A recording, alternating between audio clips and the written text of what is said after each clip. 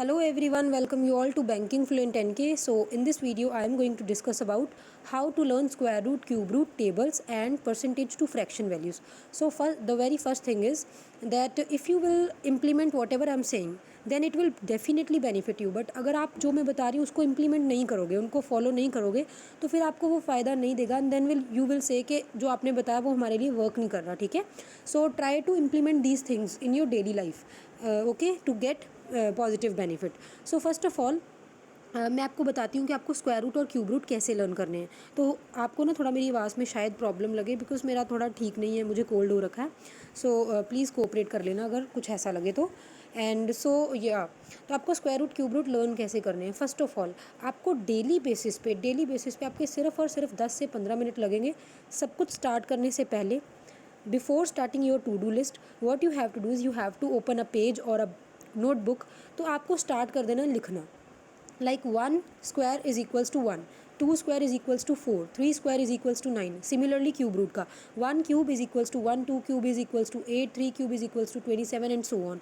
ठीक है, आपको जहाँ तक लर्न करना है, जैसे यहाँ पे मैंने लिख रखा है 60 का स्क्वायर रूट और 25 तक का क्यूब, तो ये आपको बड़े अच्छे से लर्न हो जाएगा. और एक चीज़ मैं ना ये आपको ना बताती हूँ. देखो ये देखो, आप अगर 41 वाली लाइन देखोगे ना, 40 तक है 40 स्क्वायर 1600, उसके बाद 41 स्क्वायर जो आपका है 16. देखते जाओ आगे आगे क्या चल रहा है. 16, 17, 18, 19, 20, 21, 22 ऐसे ऐसे करके सीरीज़ चलती जा रही है.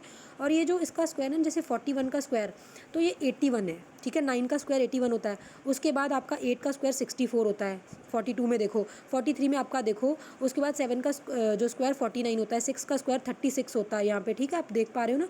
5 का 25. तो ये कम होता जा रहा है. तो आप ऐसे भी इसको लर्न कर सकते हो ट्रिक के साथ जो आपको सिंपली यहाँ पे दिख रहा है.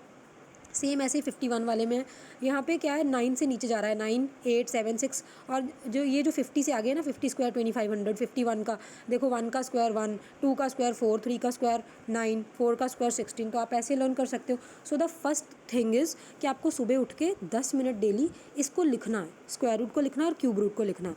उसके बाद ये जो क्वाड्रेटिक के साइन है होप ये आपने लर्न कर लिए होंगे. ठीक है, उसके बाद एक और चीज़ बताती हूँ.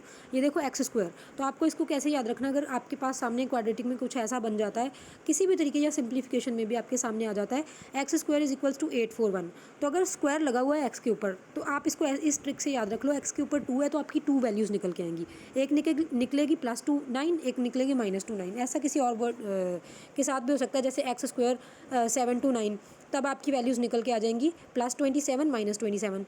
एंड अगर एक्स अंडर रूट 841 है तो एक ही वैल्यू निकलेगी. तो ऐसे आप इसको याद रख सकते हो. उसके बाद फ्रैक्शन एंड परसेंटेजेस, इसको भी आपको डेली बेसिस पे लिखना है. डेली बेसिस पे हो सकता है आप पहले 5-7 दिन आपको लिख के लर्न करना पड़े, लेकिन उसके बाद आपका ये स्टार्ट होना, आपको लर्न होना स्टार्ट हो जाएगा. ये देखो 11.11 का 1/9 है और 9.09 का 1/11 है, ऑपोजिट है. तो इस ट्रिक से लर्न कर सकते हो. ठीक है, ये वैल्यूज़ आपको लर्न करनी पड़ेंगी. अब सबसे इंपॉर्टेंट टेबल्स को कैसे लर्न करना है.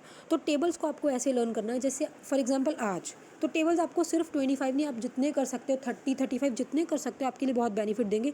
लेकिन मिनिमम आपको 25 तक तो आपको लर्न करने पड़ेंगे. ठीक है, अच्छा अब मैं बताती हूँ उसको लर्न करने का ट्रिक क्या है. सबसे पहले आपको जैसे आज है तो आप आज आपने डिसाइड कर लिया आपको 3 टेबल लर्न करने हैं, 12, 13, 14. आप आराम से बैठ के उसको 2-3 मिनट 4 मिनट उसको रिपीट करोगे. ठीक है, दिन में कभी भी टाइम मिलता है उनके ऊपर नज़र मारो. उसके बाद अपने माइंड में कैलकुलेशन करना स्टार्ट करो जब भी फ्री हो रहे हो, खाना खा रहे हो, ठीक है, चाय पी रहे हो, कुछ भी कर रहे हो. ठीक है, अपने माइंड में कैलकुलेट करो. जैसे 12 5 क्या होता है आपको याद आएगा 60. ठीक है, इसी तरीके 14 5 70, 14 4 56. ठीक है, 14 9 126. ऐसे करके जो टेबल आपने 3 लर्न किए थे उनको आपको रिवाइज करना है. नेक्स्ट डे आप कोई 2 टेबल रख लो या 3 टेबल रख लो अपनी कन्वीनियंस के हिसाब से, और उन 3 को तो आप करोगे साथ में आप पिछले वालों को, जैसे डॉजिंग होता है ना, डॉजिंग टेबल, तो वैसे करके आपको रिवाइज करना है. सो मतलब आपको डेली बेसिस पे टेबल्स का डिसाइड कर लेना कि आपको आज 3 टेबल लर्न करने हैं या 2 टेबल लर्न करने हैं. फिर उसके ऊपर बेस्ड आपको कैलकुलेशंस करनी है सारे दिन में.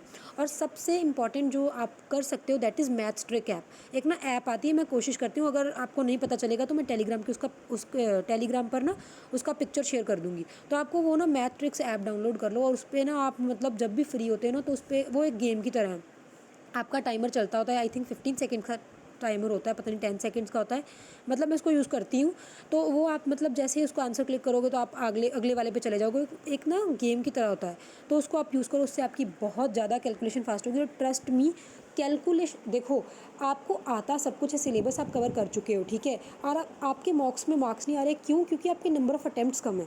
नंबर ऑफ अटेम्प्ट्स तब बढ़ेंगे जब आपका स्पीड बढ़ेगा। स्पीड बढ़ाने के लिए आपको प्रैक्टिस करना पड़ेगा, ठीक है, और जब भी आपके नंबर ऑफ अटेम्प्ट्स बढ़ गए ना, तो ट्रस्ट में आपके मार्क्स भी बढ़ने लगेंगे, आपका परसेंटाइल भी इंप्रूव होगा। तो ये चीज़ आप करके देख लो, ठीक है। So this is all about this video friends. अगर कोई डाउट रह गया आपका तो आप मुझसे पूछ सकते हो कमेंट सेक्शन में, और टेलीग्राम पे भी आप जुड़ सकते हो, मैं लिंक दे दूँगी नीचे। और कल या परसों तक मैं कोशिश करती हूँ एक वीडियो लेके आऊँगी जिसमें मैं करंट अफेयर के बारे में बताऊँगी कि आपको प्रीवियस ईयर में एनालिसिस करके अच्छे से मैंने कर रखा है सब कुछ, तो मैं उसके बेसिस पे आपको बताऊँगी कि आपको करंट अफेयर कैसे करने हैं अपकमिंग आरआरबी पीओ एग्ज़ाम के लिए। So this is all about this video friends, thank you so much.